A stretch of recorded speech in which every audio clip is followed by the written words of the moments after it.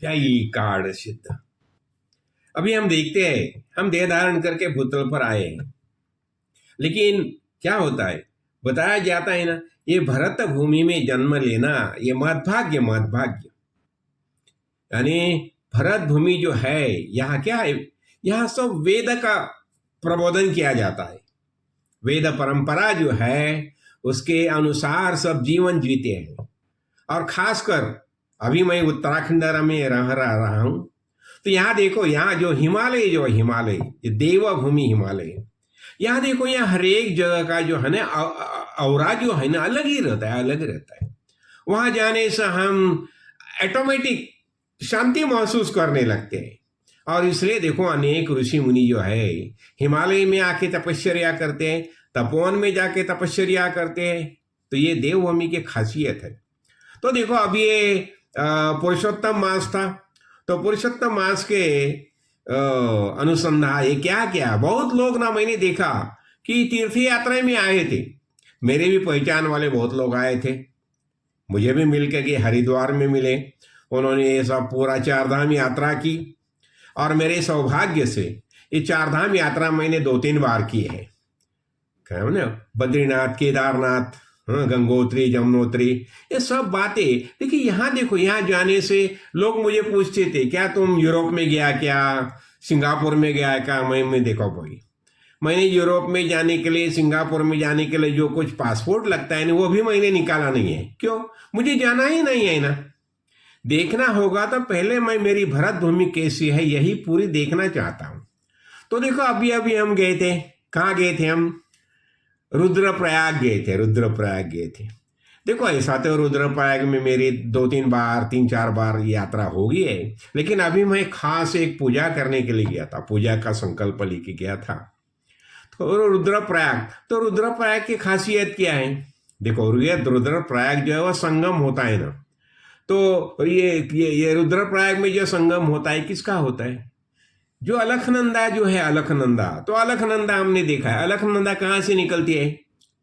देखो, बद्रीनाथ, जब हम बद्रीनाथ जाते हैं ना, तो बद्रीनाथ में नर नारायण ये 2 पर्वत है, और 2 नर नारायण 2 पर्वत जो है, तो उसमें बाजू में देखो कपाल तीर्थ है, कपाल तीर्थ।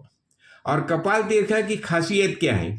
जब भी कोई तर्पण कार्य जो है ना, देहांत होने के बाद तर्पण कार्य वहां करेगा ना, तो उसे फिर आगे ये तर्पण का ये करने की पिंडदान वहां करेगा, तो फिर उसे आगे पिंडदान करने की, श्राद्ध करने की आवश्यकता नहीं है, फिर सिर्फ तर्पण करने का।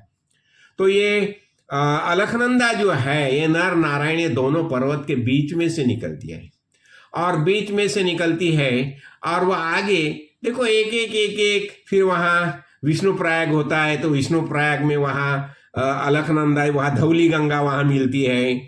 फिर नंद प्रयाग होता है, वहां नंदाकिनी मिलती है। फिर कर्ण प्रयाग है, वहां पिंडर मिलती है, पिंडर का संगम होता है। और रुद्रप्रयाग में मंदाकिनी का संगम होता है। तो अभी हम रुद्रप्रयाग गए थे, वहां संगम पर भी गए थे। और बाजू में देखो, वहां धारा देवी का मंदिर है, देखो अंदर मंदिर है धारा देवी का, वहां भी हम गए थे, वो देख ले आए। देखो, मैं ये क्यों बताना चाहता हूं, ये निसर्ग जो है ना, ये भगवान की निर्मित है। देखो, भगवान ने अनेक अवतार लिए, हम जानते हैं। ये 10 अवतार तो सबको मालूम है, राम, कृष्ण, मत्स्य, कुर्म, वराह, ये सबको मालूम है। लेकिन भगवान का सबसे पहला अवतार कौन सा है? ये दृश्य जगत जो है ना, ये भगवान का पहला अवतार है। और ये भगवान का पहला अवतार होने से उसे समृद्ध करने के लिए अनेक देव देवता वहां आए हैं। तो जब भी हम यहाँ देखते हैं ना, हिमालय में देखते हैं ना, अनेक देवता, देव देवता का स्थान है यहाँ। हम इसके पहले हम रुद्रनाथ भी गए थे। हाँ, रुद्रनाथ में जब भी पांडव वनवास में गए थे ना, तभी वहां शिवजी की वहां मुलाकात हो गई थी, रुद्रनाथ में। रुद्रनाथ वहां भी हम जाके आए थे। तो मैं खास कर ये क्यों बताना चाहता हूं, देखो, ये हम सब देखते हैं ना, तो ये पता चलता है कि हमारी संस्कृति कितनी भव्य और दिव्य है। और भगवान के अनेक अवतार है। हाँ, अभी अभी देखो भगवान के भूतल पर भगवान के अवतार है करके, जो गंगा जो है ना, भगीरथ ने जो गंगा माता का अवतरण किया शिवजी के जटा में, और यही गंगा जो बहती आती है बहती आती है। तो ये गंगा कहाँ जो होती है? देखो, अभी जब भी ये देवप्रयाग में आती है, अलकनंदा तो निकल गई। कहाँ से निकल गई? बद्रीनाथ जो है ना, बद्रीनाथ से वह निकल गई, नर नारायण दोनों पर्वत के बीच में से निकल गई। और वहां से निकल के जब ये देवप्रयाग में आती है, तो देवप्रयाग में उसे भागीरथी का संगम होता है। तो अभी अभी हमने देवप्रयाग भी देखा, वहां भागीरथी का वहां संगम होता है। यानी भागीरथी का वहां संगम होने के बाद ये आगे जो है ना, आगे गंगा बन गई, गंगा बन गई। और यही गंगा फिर आगे चल के कोडियाला में आती है, ऋषिकेश में आती है, हरिद्वार में आती है। देखो, और हर स्थान में गंगा मैया का स्नान का महात्म्य वर्णन किया है, देखो।